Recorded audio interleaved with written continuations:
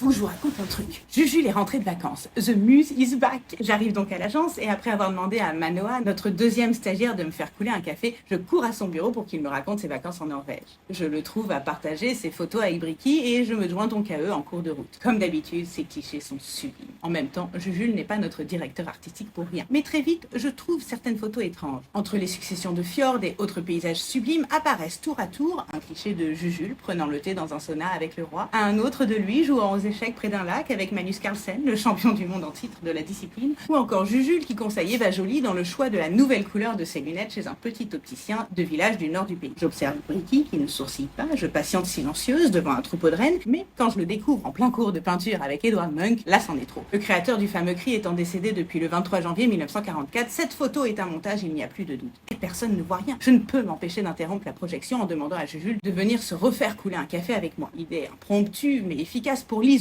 un moment et comprendre ce qui lui prend d'affabuler sur son voyage. Sourire aux lèvres, mon Jujule me félicite d'avoir trouvé l'os dans le poisson et m'explique qu'il a voulu tester sur nous la nouvelle mise à jour bêta d'Adobe Photoshop. Le logiciel le plus célèbre du monde du graphisme passe à son tour en mode intelligence artificielle. Grâce à Sensei, l'IA d'Adobe, Photoshop génère par lui-même les modifications dont vous avez besoin et que vous tapez sous forme de prompt en anglais pour le moment. Cela va du simple remplissage d'une zone vide à l'ajout d'éléments étrangers dans une scène existante en passant évidemment par le détourage d'objets et c'est toujours réalisé en tenant compte de l'esthétisme de la photo originale afin qu'il n'y ait pas de dissonance avec l'image générée. Et j'avoue que c'est plutôt bluffant. Si bluffant que je lui demande s'il ne sent pas sa profession menacée dans un monde où la création semble devenir si facile d'accès. Et ce que j'aime chez Jujule, c'est son art de ne jamais se laisser abattre et plutôt que de se bloquer sur les problèmes, son esprit de génie s'affaire à trouver des solutions. Il m'explique donc qu'il n'a à court terme aucune inquiétude et qu'au contraire l'outil va plutôt lui simplifier la vie, mais que sur le long terme, cela risque en effet de déshumaniser un peu la recherche et la création. Pour autant, et c'est là où je le trouve exceptionnel, il rajoute que l'essence même des métiers de créatif est de savoir se réinventer en permanence. En peinture par exemple, le courant figuratif a dû évoluer face à l'arrivée de la photographie, ce qui a permis aux artistes de laisser leur imagination les entraîner vers de nouveaux concepts créatifs en créant des courants tels que l'impressionnisme, le pointillisme ou encore le cubisme où ils ont su se démarquer